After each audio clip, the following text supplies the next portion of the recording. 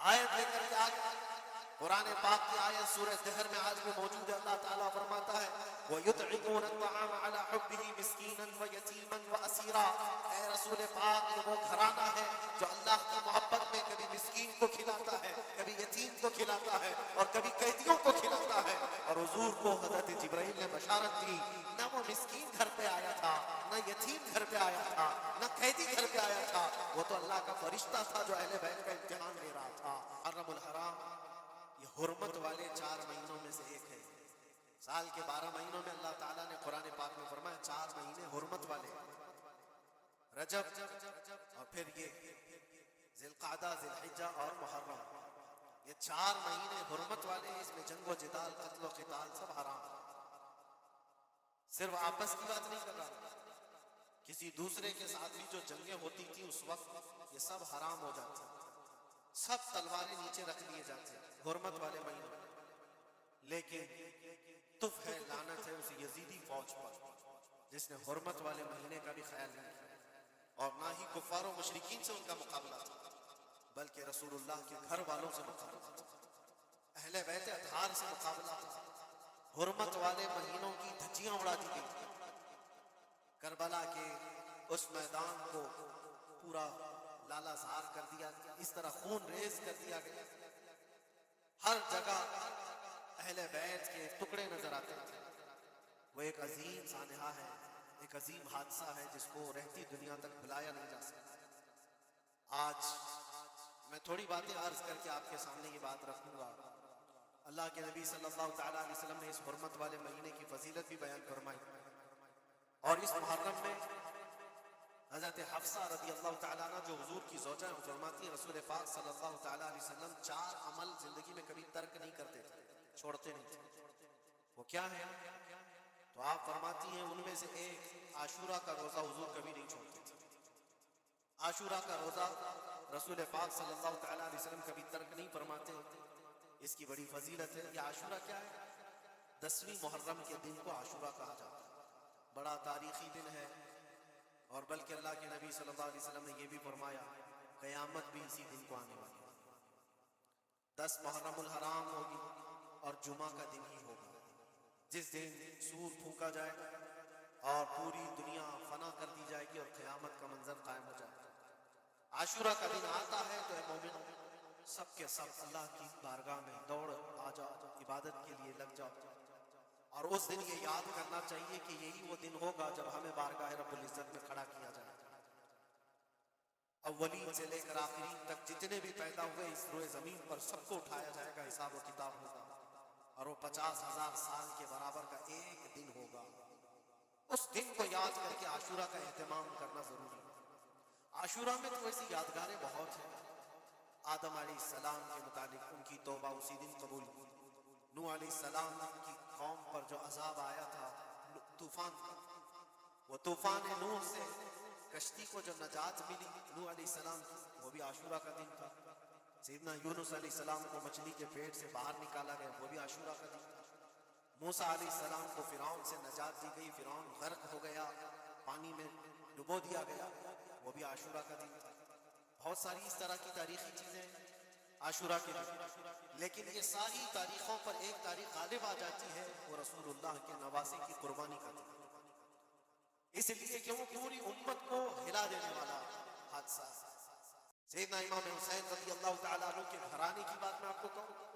ایک بار حضور پاک صلی اللہ تعالیٰ علیہ وسلم حضرت فاطمہ کے گھر تشریف لائے تھے. یہ کون سا وقت تھا میں آپ کو بتاؤں.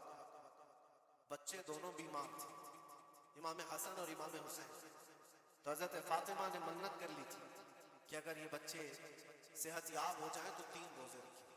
حضرت علی نے بھی منت کر لی, تو اس کے بعد بچے صحت یاب ہو گئے تو روزے رکھے. حضرت علی رضی اللہ تعالیٰ داماد رسول, اسد اللہ الغالب, شیر خدا جن کو کہتے ہیں, فاتح خیبر شکن اور فاتح خیبر, سیدنا علی بن ابی طالب رضی اللہ تعالیٰ عنہ ایک کھجوروں کے باغیچے میں کام کیا کرتے تھے اور مزدوری میں صرف 2 درہم آپ کو ملتے تھے. وہ 2 درہم ایسے کہ اس سے مدینے میں اتنا آٹا ملتا تھا جس سے 5 روٹیاں بن سکتی. یہ دن کی مزدوری تھی ان کی. दिन भर काम करके आते, रोजा रख करके गए थे, काम करके 2 दिरहम मजदूरी में ले आए और उसके बाद आटा खरीद कर लाए और कहा फातिमा रोटियां बना लो। 5 लोग थे घर में, हजरत फातिमा, हजरत अली और आपकी एक कनीज फिदा और हजरत हसन और हुसैन रज़ी अल्लाह ताला अन्हु। 5 रोटियां बनी थी और शाम में इफ्तार के लिए बैठे थे तो ऐन इफ्तार के वक्त एक मिस्कीन दरवाजे पर आता है, वो कहता है ये अहले बैत का घराना है, बहुत भूखा हूं, क्या मुझे कुछ खिलाया जा सकता है? हजरत फातिमा ने 5 रोटियां उठाकर उसकी झोली में डाली, एक भी नहीं रखी और पानी पीकर इफ्तार कर लिया। क्या ये कर सकता है हमने से कोई? इफ्तारी के वक्त हमारे सामने रखा हुआ सामान इधर से उधर होने नहीं देते। कोई तुम्हारा शरबत थोड़ा सा उठा ले तो देखो पारा कितना चढ़ जाता है। इफ्तारी के वक्त तो सबको भूख शिद्दत की लगी रहती है और उस वक्त जो मौजूद है वो उठा के दे देना। मिस्कीन तो लेकर चला गया और ये पानी से इफ्तार करके रह गए। रात को इसी पानी से सेहरी, दूसरा रोजा। हजरत अली मजदूरी पर गए, फिर वही मजदूरी और आटा लाए, 5 रोटियां बनी और इफ्तार में बैठे थे कि एक यतीम बच्चा जिसके माँ बाप नहीं थे, उसने आवाज लगानी शुरू की कि मेरा कोई नहीं है, मेरा आसरा नहीं है, मेरा बाप नहीं है, मैं यतीम थी, क्या मुझे इस घर से खिलाया जा सकता है? आज हजरत फातिमा ने 5 रोटियां उठाई, उसकी झोली में कहा सब्र कर लो, हम पानी पी लेंगे। पानी पीकर दूसरा दिन इफ्तार कर लिया और उस दिन उसी तरह से सेहरी की और तीसरा रोजा था। कौन रख सकता है मेरे अजीज? एक रोजा ही लोगों के लिए कितना भारी होता है।